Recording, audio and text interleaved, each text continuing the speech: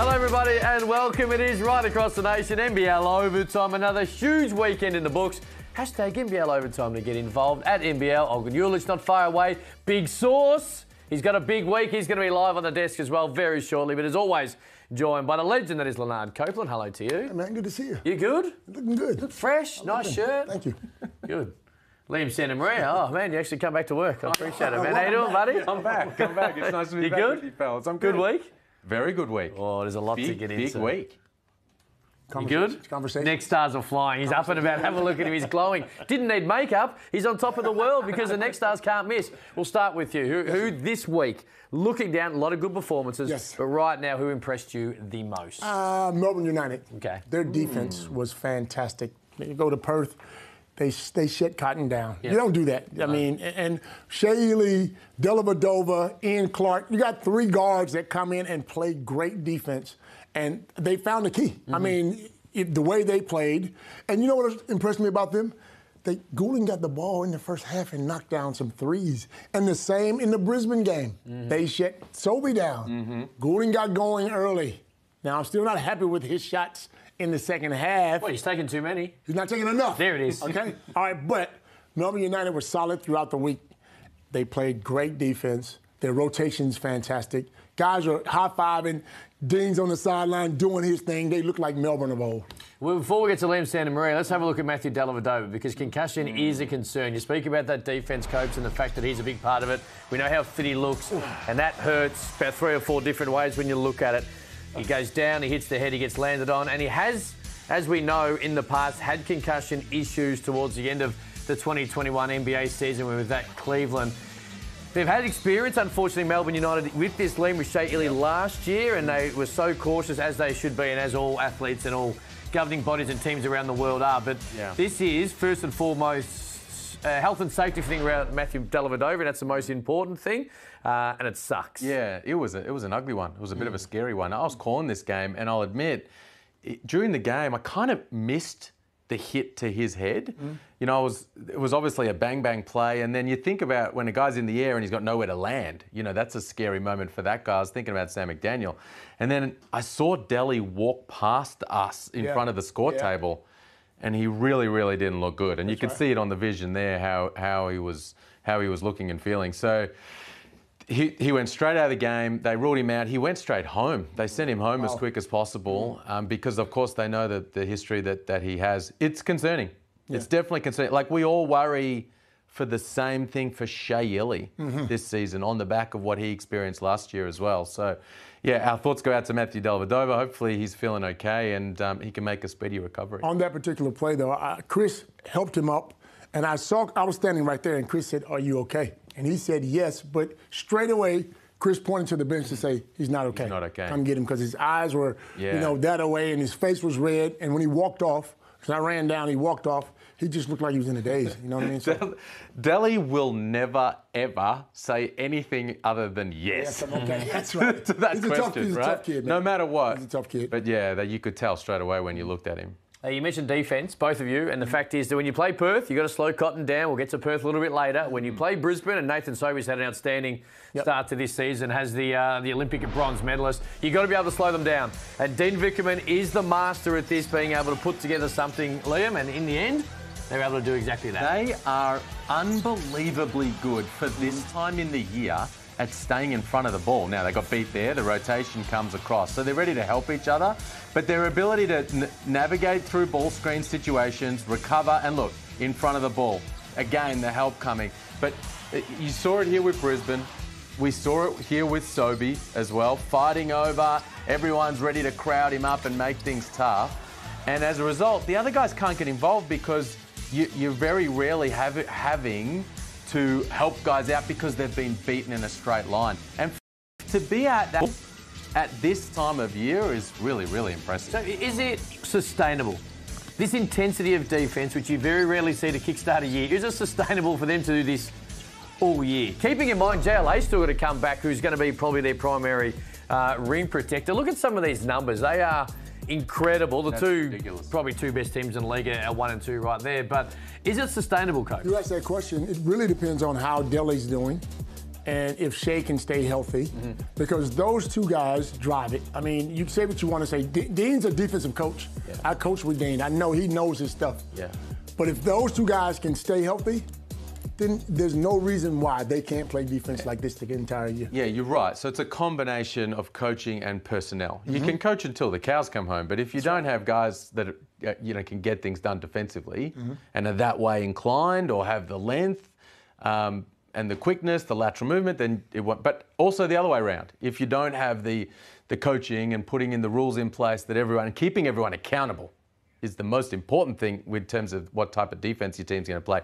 They have all of those things. But that's what you spend the off-season doing, right? Yeah. You put together the marriage of the players and the coach. Yeah, I never thought I'd say this, but defense looks like it's fun. It looks like they're having fun shutting people down. Yeah. Because the other guy, then on the other end, guys get their shots because we shut these guys down. Now let's go down to school. You know what they look like? They look like the Trevor Gleeson Perth Wildcats. Yes. With Damian Martin and Matt Knight and Nick Kay and all those stuff, right? Remember when the Wildcats would keep everyone in the 60s and the Red Army would love it? Right. Stop after stop after stop. That's what Melbourne United look like right now. We'll get a little bit of news on JLA when Olgun joins us in around 15, 16 minutes' time. But this is interesting here because they've still got the guy who was All-NBL first team last time we seen him come into this team. So they are humming along. So is the team I assume you were most impressed with on the weekend. Well, I was impressed with the Sydney Kings. Yeah. Is that who you're thinking That's what I was about? alluding to. Well, whoever you were going to be impressed with, I knew were humming. You weren't going to tell me a team to win Zipper too, right? Man, I'm impressed with the Sydney Kings. Now, we talk about the defence from Melbourne. Yes. Oh, let's talk about the offence for the Sydney Kings. Now, of course, they're getting stops as well, and you could see that on that graphic before. But they beat the same teams. They beat Brisbane. They beat Perth. And, man, good luck trying to defend this group. They just, Jalen Adams and Jalen Galloway and Valentine and Tui, and they just, and that's not even talking about the bigs, who are both playing well in terms of Hunter and Bolden in particular. But their relentless attack on the hoop and a willingness to move the ball makes them very, very difficult to stop, right? What happened to this slow start, Copes? I don't know. What happened to this slow start? Everyone thought I have to say myself this. included. I have to say this because in the beginning I said there's no way Sydney will be this good this early. Their bench was fantastic, but I said they got a new coach, they got a new starting five. It's going to take some time. I was wrong. I never say that a lot. I don't say that a lot. I was wrong because they look like a team that's been playing together for years. And when they played Brisbane, every time Sobey drove and hit the ground, they're kicking that ball up the floor, getting wide open threes, and guys are shooting with confidence. And if they miss, they got guys going to the glass. They're playing great defense, but their offense is so good now that it covers a lot of things. Just on their offense being so good, Jonah Bolden, of course, a situation, NBA, doesn't play for 3 years, all of a sudden bobs up out of nowhere. He's playing really well, but isn't needed offensively to actually fit in and put a major amount of points on the board. So he's able to feel himself back into professional basketballer, cleaning the glass like he is. But him and Geordie Hunter, Lamb, have got this team really from that position really nicely. Well, great start to the year. No, for sure. So Geordie Hunter's the starter and Bolden's coming off. No pressure. Just come in here and do your thing, big fella, because we're already rolling. And we know he can stretch it out. His stroke is what it used to be, which is pretty great to see after a couple of years out of the game. He's moving well. He's quick up to put it up and in and throw it down. He couldn't really have done better to begin the year. We were all waiting, so let's wait till the second half of the season to see what it looks like. Back-to-back double-doubles this weekend. A big 20-9 from Jordan Hunter in the win over Perth as well. Those guys are playing great. Kawhi Noy's playing great off the bench. Adams is Adams. Adams Just DJ Hogue to come back, which we'll get an update on shortly. Here's a legit question. Yeah. Can you win the most improved player if you're retired for 3 years and you come out and you average a double-double? I mean, you needed to have played in the league. Do you? Right. You come out of retirement, you go from retirement to most improved. You never played in the NBL before. Oh, okay. Okay. All right. Well, I don't know. I just think that he was retired and now he's dominating. It's a bit tongue-in-cheek, but what he is doing is very impressive. Craig Randall did win most improved player in the G League in his first year in the G League. Really? Just saying. Yeah. Is it fair to say, though, in that spot, in the 5 spot, Sydney Kings are getting more now than they've ever gotten? I mean, they had an import, I can't remember his name, a couple of years ago, 2 years ago. Jarrell Martin. Jarrell Martin, who was scoring a lot. But in that spot with Bolden and those guys are getting more points now and more rebounds now than they've probably ever gotten before. Because it's always like been a guard or forward type team. But those guys are coming in doing their thing. It feels like the mix is really good. And again, earlier than a lot of people expected, not just with that particular position, but with the Sydney Kings. Hey, I want to give a shout out to Adelaide, right? Actually, no, you know what? Sorry. It's contractually obligated. We're going to talk about Next Star. We're going to talk about Next Star first before we get to Adelaide. My apologies, Lamb. I wouldn't have got paid. If I had left out Alex Toohey, I would have been doing this show for free. I don't think you should be leaving out Alex No, Toohey. nor should I. I was just excited to talk about CJ and the crew. He was great. Yeah, he was fantastic, man. The way he shot the ball. Look, what is he, 20 years old? 19. He plays like a veteran, man. He's knocking down shots in the corner. He's playing defense. He runs the floor well. He has size, as we call this game, down the court with a spin dunk. Yeah. A 19-year-old? In this league, we talk about this league being a strong league. Tough league. You don't get guys that young playing that well in the league. Yeah, Damon Lowry has created this narrative that he's 20. Our man Damon. He's 19, which is very important in the draft cycle and this process. Incredibly high basketball IQ. And that has allowed him, now on top of the physical attributes that he has and the stroke, which is really pure, the IQ has helped him to come in and be really effective straight away in this league. Now, DJ Hogue coming back in is going to make that interesting because Quatnoy's also been playing well. Jalen Galloway's also been playing well. But for this kid to come out and be shooting the way he is, defending the way he is, scoring, rebounding, very, very impressive. Who loses minutes, though? That's going to be who loses minutes for the Sydney Kings when DJ Hogue comes back? Maybe all three of them a little bit.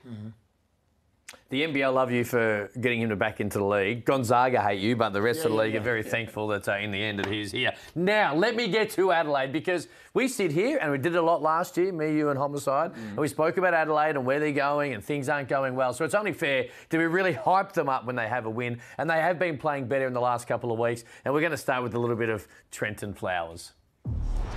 Can this man get him going? The youngster leading the way. Oh, here we go. Got that swagger about him. Flowers, can he stay hot from outside? You bet he can.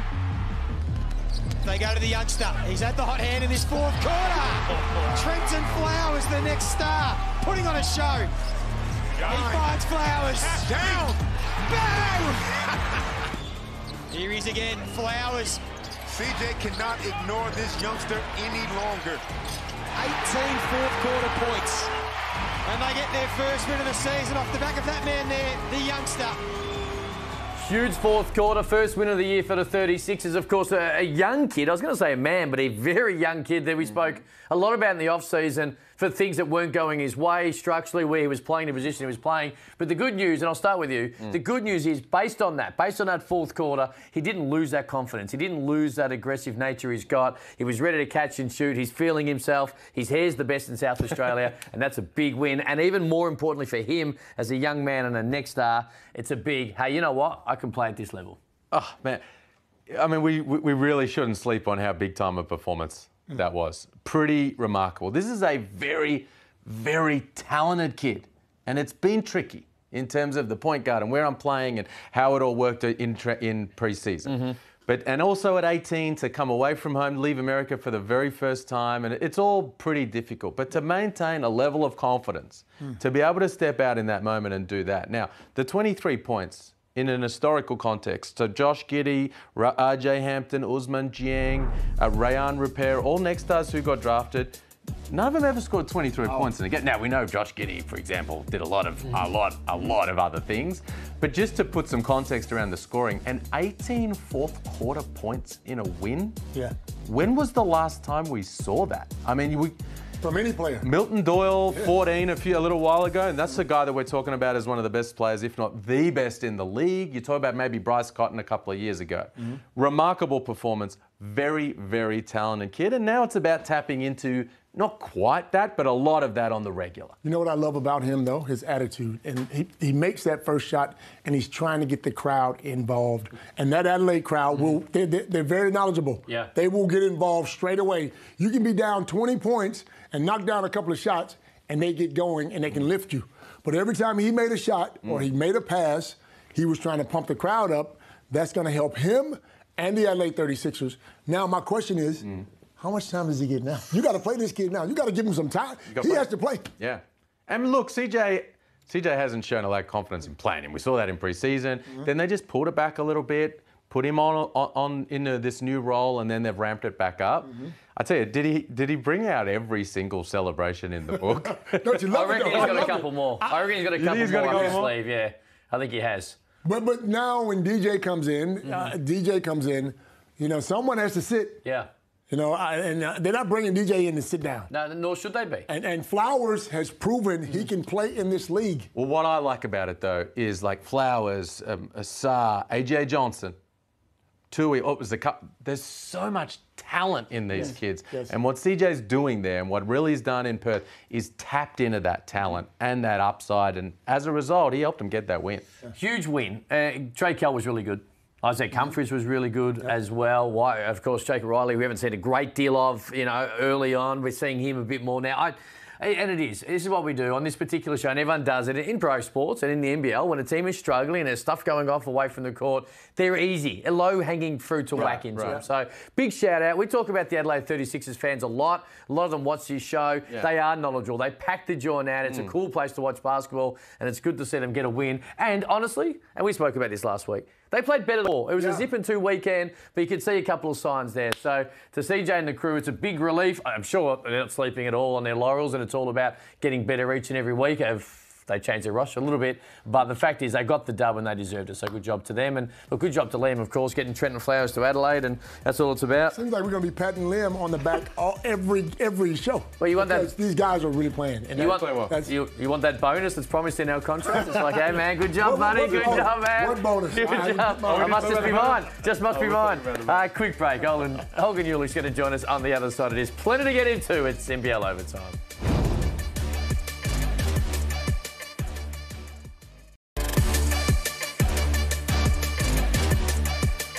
Welcome back to NBL Overtime. Hashtag NBL Overtime to get involved. Lot to get into. Big source, big news. Hopefully around 10 minutes away. Olgun Uluc in the house, ESPN. Hello, man. How you doing? Not too bad. How's everybody? Very well. We're excited. We're pumped. DJ Vasiljevic, let's start there.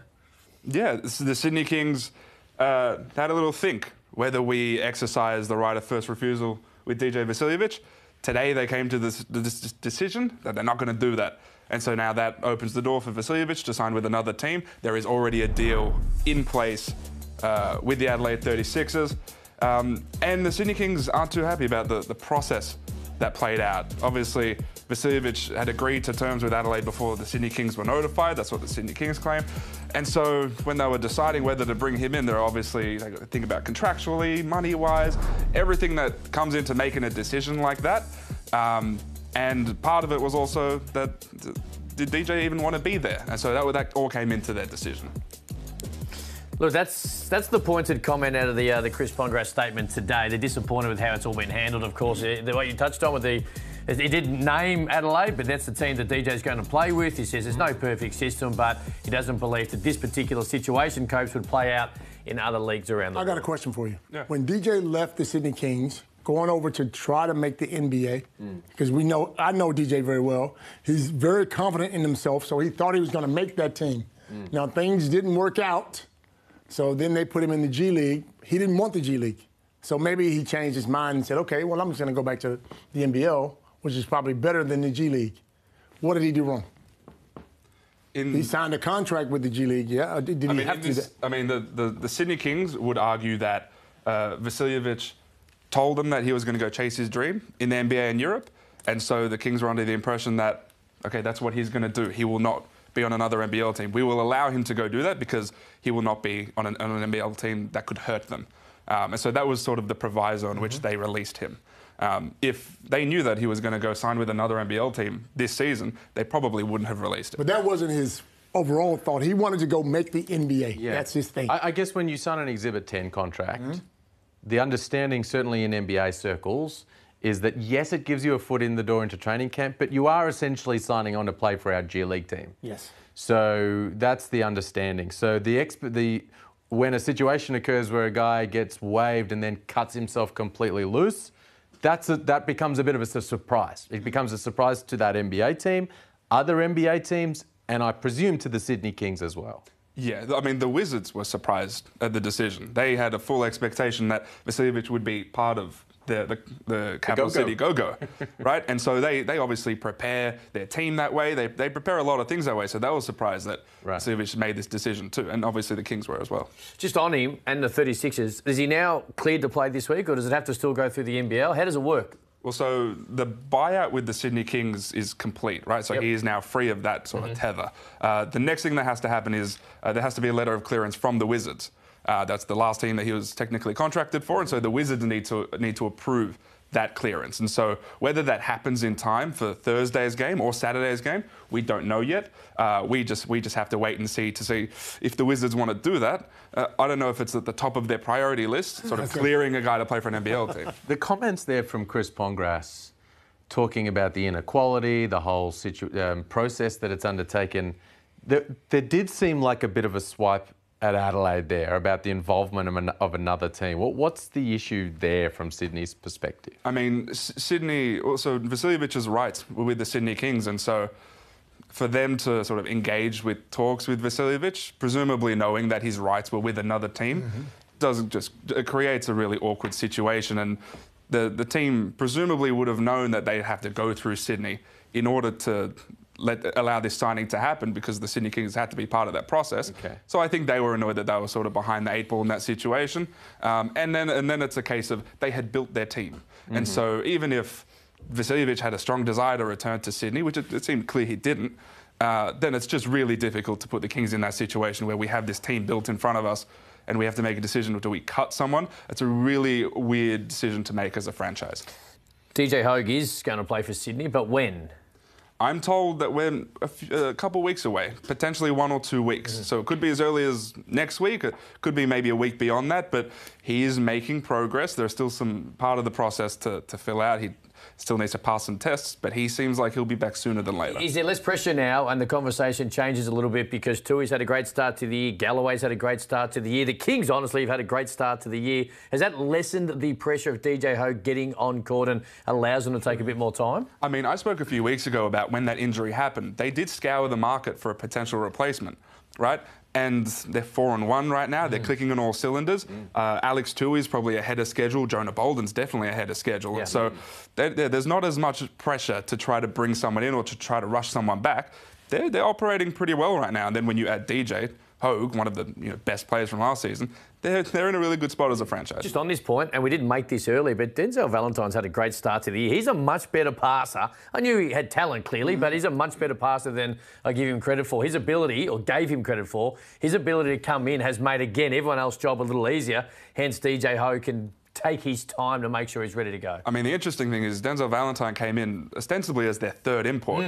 Right now he's been operating as their second import, but when he can take a step back and just be a connector and a shot maker, then they're in a really cool place with Jalen Adams and DJ Hogue as their 1A and 1B. JLA, Melbourne United, where do we sit? Are we going to see him this weekend? Probably. Probably. I'm told it's likely that Joe Uluc Jr. plays this week. Wow. Whether it's Friday, that Friday game, or that Sunday game, still yet to be seen, and there's still a test to pass, and he has to get through practice tomorrow and all that. But I'm told it's likely that he returns this week.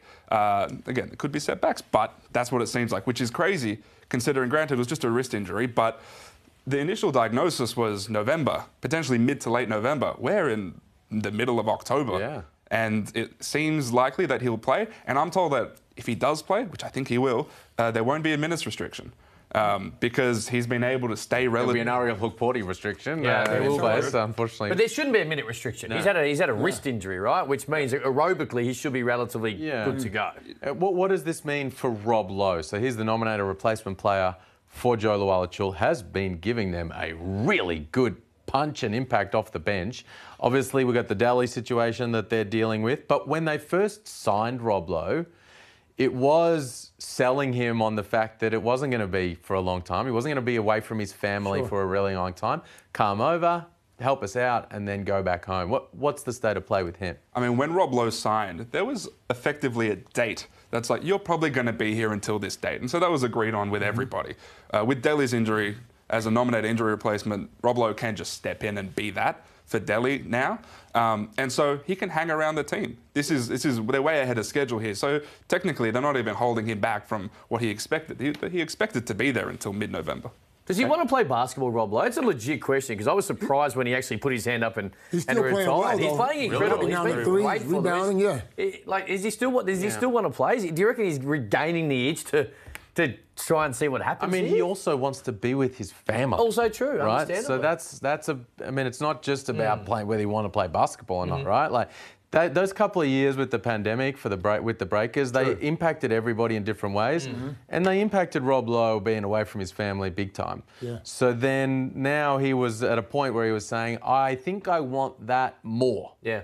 Play in the NZNBL, be the MVP, all those great things, and be around my family. And now they're over in New Zealand and he's over here in Melbourne. Again, he's been great. He's been unbelievable, Rob Lowe. Matthew Dellavedova, we spoke about it in the first seg and Liam just alluded to it there. Do you have anything to add on what we half touched on? Yeah, so there's a graduated return to play protocol that a player needs to go to once he suffers a concussion. And we saw how intense that sort of head knock was, right? It was tough to watch even the second time. And so he needs to get through that. And generally that takes at least 6 or 7 days. With someone like Dellavedova, who you mentioned earlier, has a history with concussions. He practically missed an entire season with the Cavs with that. He almost retired because of that. They're going to be super careful with this. One thing I'll say is that if there's an NBL team that I trust to handle someone with concussions, it's probably Melbourne United. They dealt with it a lot with Shea Ili. They were very well researched after that Ili situation to handle this properly. But so is there scope here? Is there the potential that he misses like months off the back of what happened the other day? It's too early to say. That'd be, I wouldn't even speculate on that. The initial return to play is generally like 7 to 10 days. It's generally at least 7 days once you get through every part of that protocol. With him, they'll take their time. Months feels like a lot. Yeah. But we'll see. Now, Olgun, he normally traditionally breaks all the big news, but we had one more item on our list. We're going to hold it because the man it relates to is actually joining us next. Big source, Alan Williams, hopefully to break his comeback news next, right here on NBL Overtime.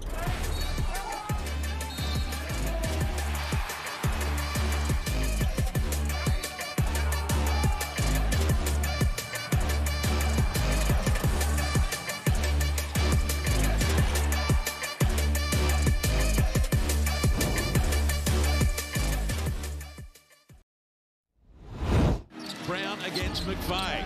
Gary Brown up to 21 points in the game. Comes to that. He picks up the dribble. Feeds Deng and he's fouled. He goes down hard.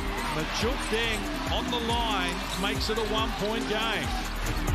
But when it's crunch time, things tighten up. And Mitch Creek did enough to get away from the contact and it's all over.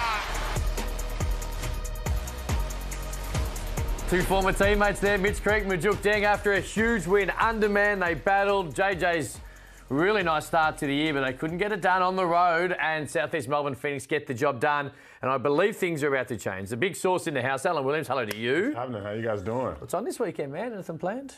Yeah, I got the Olgun bomb, I'd like to say, but it's a sauce bomb. I'll be back in action Thursday at Adelaide. My season started. Excited to be back out there with my team. I'm hyped, man. I'm hyped. In all seriousness, in this type of situation, do you have to try and balance it up? Because you are hyped. You've had to wait a couple of extra weeks. You've had the setback to kickstart the year. How do you find the right balance of doing what you do, which is high energy as it is, but also not go too far and play the game too often in your mind, because you got to make sure that you roll in and you play your game rather than just getting overexcited? Yeah, no, for sure. Like, obviously, it's just basketball at the end of the day, and so I've been playing for my whole life, and so getting back out there is going to be not as difficult as it may be for somebody else. I have continuity with my teammates. Obviously, played with Will Cummings in Russia.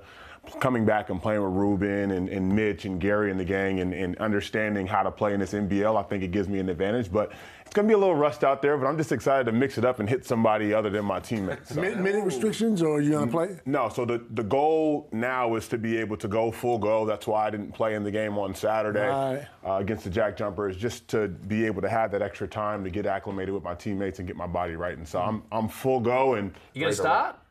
I hope so. Yeah. I Good. hope so. Mike Kelly, he wants to start, man. Just throw him straight into the. I hope so. Straight into it. I like how Copes is playing Happy Families, but during the break, our man was trying to get in your head. I got time, don't you worry. I got It's all time. good. Because you said you're going to be MVP this year. I did say that. If you lay an egg, next week I'm bringing an egg, and I'm putting it right there, and I'm going to write MVP on that egg. So you better go out and give me some numbers, bro. Look, I need numbers. I want to win the game first and foremost. That's what matters. Okay. I'll give you the politically correct answer, but I'm going out there to try to be myself and play, and that's what I can bring. Double. That's always a goal. Okay. I was born with that. I was born with that. So. Hey, it was a big win last weekend. I know you weren't able to get on the court just yet, but it was a huge win. Undermanned. We know some of the injuries that you guys have got, and the JJs are playing good. That huge win on Thursday night at home over Illawarra. They rolled into town, but Phoenix were brilliant. Mitch Creek doing his thing as always. But this was a good game of basketball against a really good team, so very pleasing to get the dub. Absolutely. First and foremost, shout out to the Fire Pit, all of our Southeast Melbourne Phoenix fans out there. Over 6,000 members strong now, and they definitely helped to propel us to that victory. We really focused in on defense this week leading up into it, and I think it was our best defensive performance of the season. So we're looking to continue to build on that defensive kind of mindset, and we beat a really good team on Saturday night. There's no doubt that's the challenge. Yeah. Right? With Creaky, yourself, Gary Brown, Will Cummings, you guys, if you kept Tassie to 85. If you keep teams to the 80s, you're going to win the vast majority of the game. That's the challenge, right? And it was cool, I think, to watch the defense and the way it was being played. Mike Kelly would have been a huge sigh of relief for him. Now, these are all offensive highlights because, sure, you need to score enough points to get over the line, but the defense for you guys, and that's the challenge for you, right? To come in and to maintain it at that level. Yeah, try to be at the level of the ball screens and do all those great things that Tyler Cook did in my absence, as well as Gak did for us there in the Jack Jumpers game, is just to try to implement that defensive edge. You guys struggle with defense the last couple of years, and everyone knows that. Is that something you talk about a lot in training now? Because like he said, you got an offensive team that can really play. Now, if you get that defense together, then we look at you as being one of the top teams in the league. Do you guys talk about defense every day, or is that?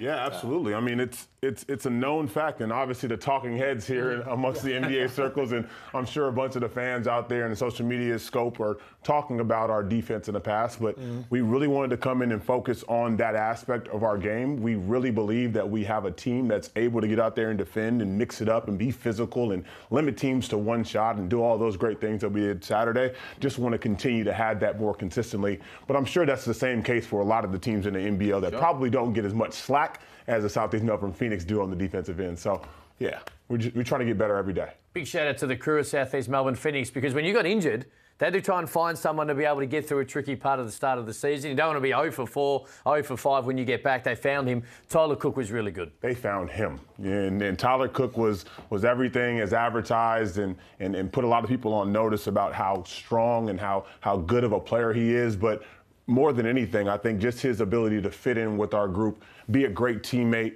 be a great guy, be vocal, and then had the class to come to training today and let everybody know, like, hey, you know what? I really enjoyed my time here. Appreciated playing with you all, and we wish him the best on his future and everything he has going on. But just top class type of talent and a guy, and so we're really fortunate to have him in the NBL for the time we had him. Feels like a guy who we might see back at some stage. Yeah. Just because a high-level player, of course, he's going to have opportunities like you also always have to earn more money elsewhere.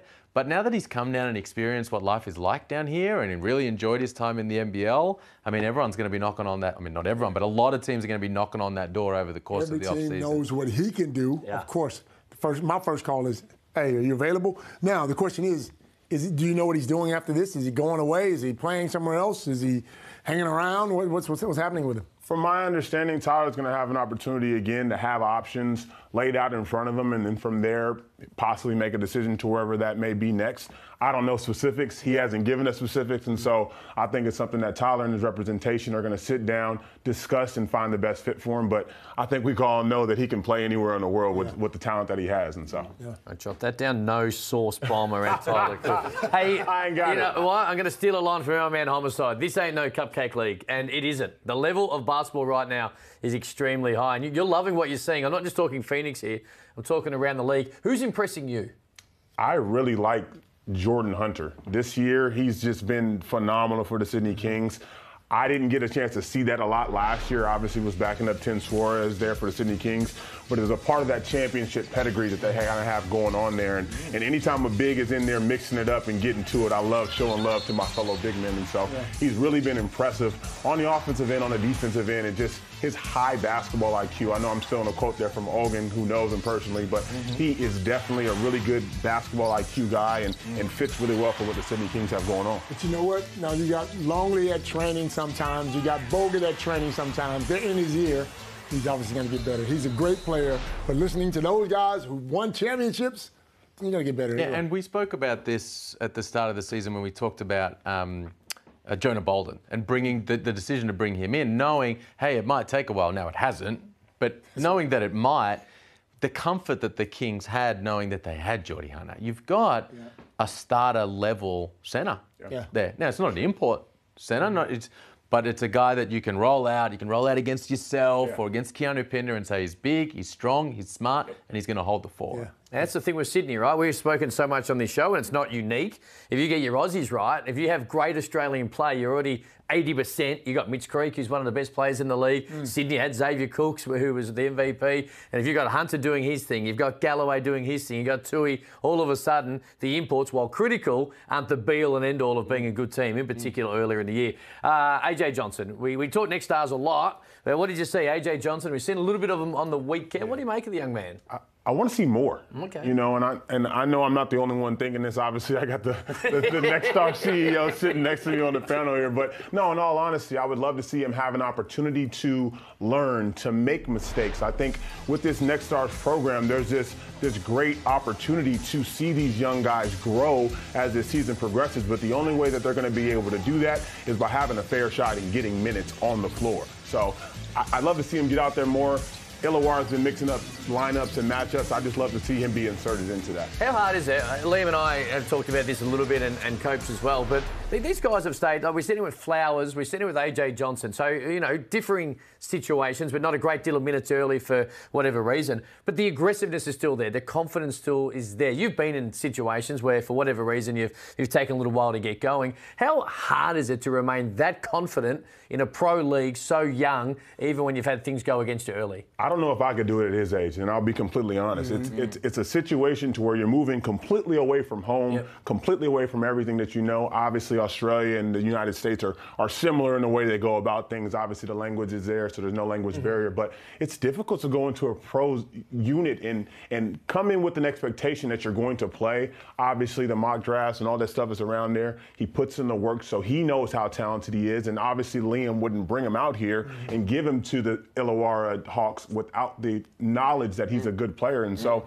just keep pushing. I would just tell him to just keep pushing, keep working. Practice is super important. That has to be like your game. And so your attitude and habits during practice, during those smaller training sessions, are the way that you're going to be able to crack into the lineup on an NBL roster. Yeah, when he starts playing minutes on a regular basis, we're all going to start to enjoy that talent that he has. Now, you see it with Trentyn Flowers now, and that was an explosion. This might not be an explosion per se, but you can see now when he does check in, his defense is a little ramped up from where it was maybe in the preseason when he played at the Blitz, so they're working hard on that at practice. But I'm with you, man. I'm excited to see him ramp this thing up, get more minutes, and then for us all to really start to enjoy the really high level of talent that he has. 2-0 weekend?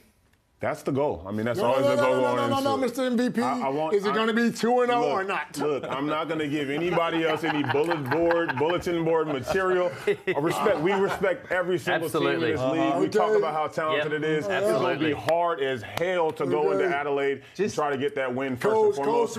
One game at a time. A six-pack of eggs. One game at a time. One game at a time. Just don't give our man any ammunition. Oh, we don't need it. I'll be back here Tuesday and we'll have a conversation about how to win. I'll tell you what, I think a lot of people might have missed this as well, but Liam's happy with it. It's actually the Next Stars GM, not the Next Stars CEO, but he's already changed his email. He's already changed his email signature. So my bad. No, not your bad, man. He's all for it. He's all for it. He accepted it. He accepted it. You heard it straight away, didn't you? Straight up. Hey, good luck this weekend, man. It's going to be great to have you back. The opposition fans probably aren't as excited as we are, but South East Melbourne Phoenix fans most certainly are. Quick break. Plenty more NBL Overtime, including Illawarra and Perth on the agenda next.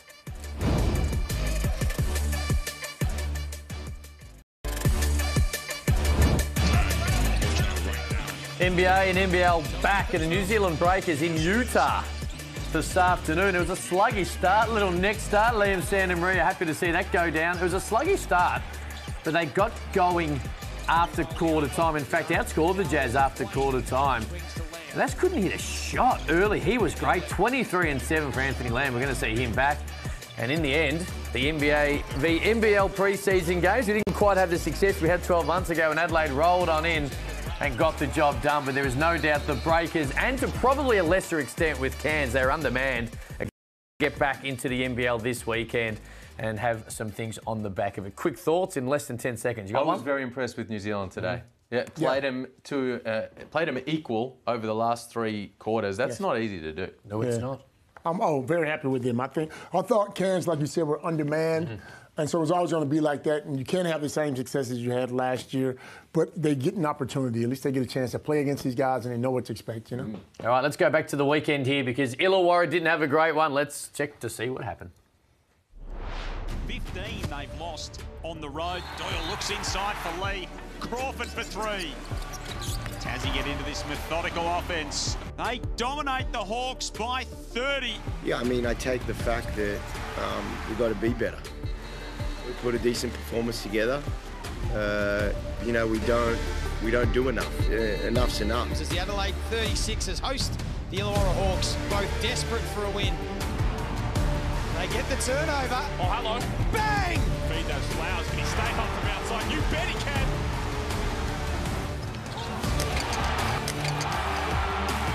And they get their first win of the season off the back of that man there, the youngster.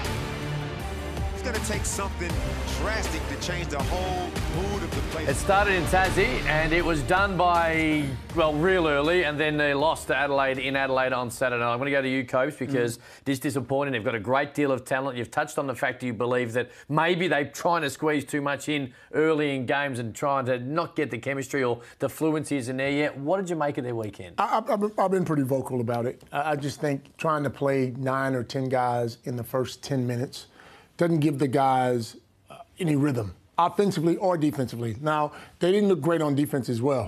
And sometimes you need to know your teammate, know who you're playing with, and know where you need to rotate and help out and that kind of thing. But it's just not. I mean, they're not. And obviously, when you're losing, you're not having fun. Okay, and there's talent on this team, and it's not fair for me to say Jacquemus is doing the wrong thing.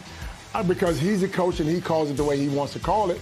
But I'm just saying, from my perspective, if I'm playing 3 minutes and then I make a shot and I'm coming off, then I got to wait 4 or 5 minutes to come back on. It's hard for me to get into a rhythm. I think you need 7 or 8 guys and go with them. Now, if they don't perform in those 2 or 3 games, then you switch it up and bring some guys in that get the job done.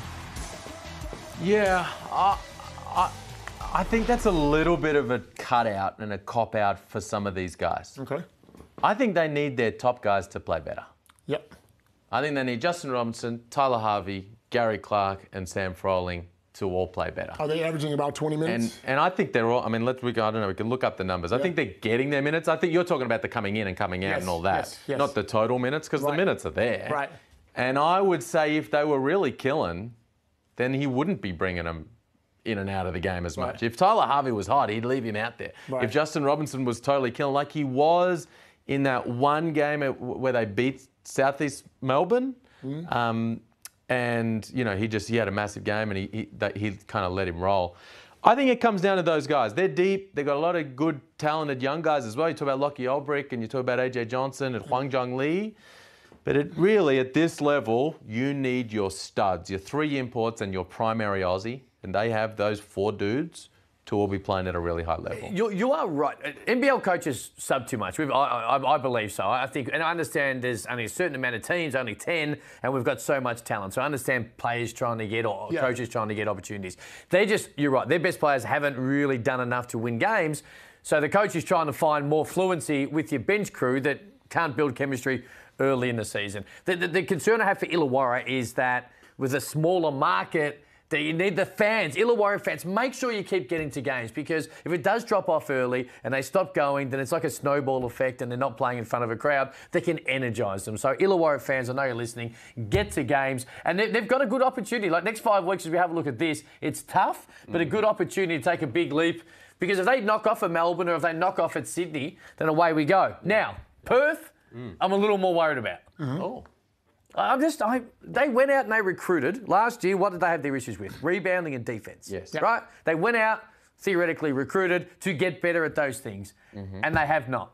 They have not got better. It's because maybe I had higher expectations for Perth than I did with Illawarra. But they are not getting any real major stops. I think offensively it'll work in the end. And the fact is, one of the guys that I think they're going to play some defence, Doolittle, comes in and gets hurt in the first 2 or 3 minutes. And now, to be able to build chemistry and fluency, which is something that I think is incredibly important for any NBL team, that looks like that's going to get pushed back a couple of weeks. So then if they start playing good basketball, Copes, and then he comes back in, they get kind of disjointed. Again, they are incredibly talented. Yes. And I know they played probably the 2 best teams in the league on the weekend, but still, I'm seeing the same stuff I seen 12 months ago where they couldn't get it done. If you look at the Perth Wildcats, there is no stopper. And we talk about Melbourne having Shea and having Dellavedova and guys shutting guys down. There's nobody on that team that's going to shut you down. Now, they brought in Jordan for that reason, but I just don't think he's right now in the right head frame to be shutting anybody down. When he's missing shots, you know, sometimes he's taking bad shots. I mean, we know he can score. We know he can score. But some of these shots aren't great. Now, as a scorer, you got to get yourself going. And I understand what Riley's doing, because Riley was a scorer himself. I understand what he's doing. He's letting him go because we've seen him do his thing. But if you're not scoring on one end and you're not playing D on the other end, you're going to have a problem. We've got to go to a break because there's something brewing. There is something brewing. And it's not about Illawarra and it's not about Perth. It's about someone else. So you got a Sanders watching? Yes. Might get kicked out. Oh, no. Yes or no is not going anywhere. But I believe we're going to have just a very, very, very close friend of the show back again. That's a hint. We'll see in a moment. It's NBL Overtime.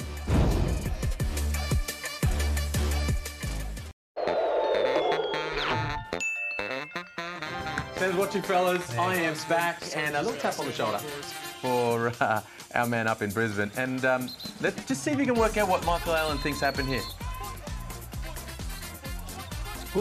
Travel. Trouble? What did you say? A little bit of lipstick on the bench there for Jordan Corbett. We happy with that? I am. Check out this pass. Bang! Perfect. Shoot it. On the money. I love when you guys do that. Hey, Peekaboo.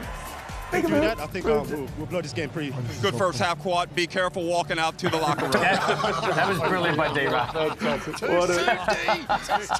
soon, D. Beautiful. That was. Now, you've known Derek Rucker a lot longer than we have. I didn't think he was a funny guy, Coach, but that was funny. He knew it was very funny. He knew it too. He's a funny guy. He's a funny guy, yeah. Now, hashtag NBL Overtime to get involved. Olgun Uluc is back because there's a bit brewing as well. Hello to you. Welcome back. Wow. Thanks, guys. I was on my way out. Yeah. And I said, hey, guys, I have another thing. What's going on? You guys call me back. So I've been told that Adelaide 36ers are on the hunt for an import centre. Yes. Now, theoretically, this would be a centre that would back up Isaac Humphries. That's what the budget sort of dictates. And if they did that, obviously they would have to cut someone to make room for that import. Obviously, bringing in Vasiljevic as that sort of Jamal Franklin replacement, that's the level of guy they wanted there. And so now they want someone to kind of complement the roster in other ways. So they're looking at an import centre. They're scouring the market for one. Was Tyler Cook name, or did they reach out to Tyler Cook? Yeah. Yeah. Tyler Cook has a flight home to America before he has his options put out in front of him, like Source said. That seems out of the price range for them. Okay. So this is a lean back in to Mitch McCarron and Jason Kadee handling the job at the one spot? Pretty much. So they brought in Vasiljevic as sort of the complementary, sort of off guard to those dudes. Now they feel like they need to supplement the roster in other areas, and to them, it's sort of it's an import five to back up Isaac. But Adelaide aren't that far away anyway. I mean, every game they played in, they've been in it. You know, you would think because they're losing by many, but they're right there. You add a center, you add DJ, then you're looking at a different team. I don't hate the idea of bringing someone into the front court. You've got so many guards, and then you add DJ Vasiljevic as well, and now you've got McCarron and Kadir and Vasiljevic and Kell and Flowers and Detch and Marshall. Like, that's a lot of guys across the 1, 2, and 3. You don't need another guy in there. But a bit of extra strength and productivity in the front court, I feel like actually makes sense. With the player that would have to be let go to make room for an import, are they aware of this situation happening? I'm not sure. Okay, I'll ask you this then: are they not the player? Are the club fairly? Well, they got a list. Have they got a list? Are they spoken to a player who might be able to fill that breach, or are they just surveying the landscape? As far as I know, there is not a player currently. They are scouring the market. So I don't know how close they are, but it's definitely something that they're pretty proactively looking at. Just quickly, I did forget to ask you a little earlier in the show, with the situation around the Chris Pongrass statement and said about the other club being, well, I just assumed it was Adelaide. Are we certain it was Adelaide that that was suggested towards? I mean, it's the team that Vasiljevic will ultimately end up on. The other teams did ask about Vasiljevic, and he also asked other teams about their interest in him. But that was, Pongrass didn't name the team, but it seemed pretty clearly pointed at the team that Vasiljevic will ultimately go to. Now, I don't know if you watch much of Yes or No, but I don't have a stinger. It's one of the most remarkable. Play the Zing the Stinger. Have you got it? Have you got it there? No stinger. Unbelievable. Unbelievable. It's the mainstay. This is, seriously, there's me, Homicide, and Yes or No, who've been here since episode 1. This is how we It is my favourite segment on this show. All right. Hey, I confused myself a little bit now because I've got 2 L's, Liam and Lynette. Sometimes I get a little confused. Could Tassie have 2 first-team NBL players? Yes. Ooh. Write that down. Should Melbourne convince Rob Lowe to stay this season? I know it's not perfect, but should they? Yes. Beautifully done. Is this the best rookie crop we have ever seen in the NBL? Yes. I thought that was the easiest question I've ever had to ask, but 9 next stars I've going been around to the a long NBA. time, Robin. Come on, man. Would you have appealed the 2 on-court suspensions, the 1 games that Baines got? Would you have appealed that? Just the 2 1-game suspensions for what happened on court, not the tunnel, on court. Would you have appealed those? Yes, I can understand why they didn't. Have Illawarra been hamstrung by Tyler Harvey's 4-year deal that he got a few years back? Yes. 3. It was a 3. Was it a 3-year deal? My apologies, 3-year deal. Still the same. Still the same answer? Yes. Yeah, perfect. Well, 3 is the maximum, so I should have known that. Hey, are we set for a Melbourne and Sydney grand final? Probably. That's Probably. Yes or no? Yes or no? Yes or no? Yes or no? Yes. Are we? Probably. Oh, come on, man. You get an opportunity. Yes or no? No way. Really? No Melbourne, Sydney? No way? No, I guess you can say No way. I want to say Sydney. No way. Oh, mate. on, man. You've got a bias against the Kings, so they gave you the I just said it Tijuana. because I've been Hashtag NBL Overtime. See ya.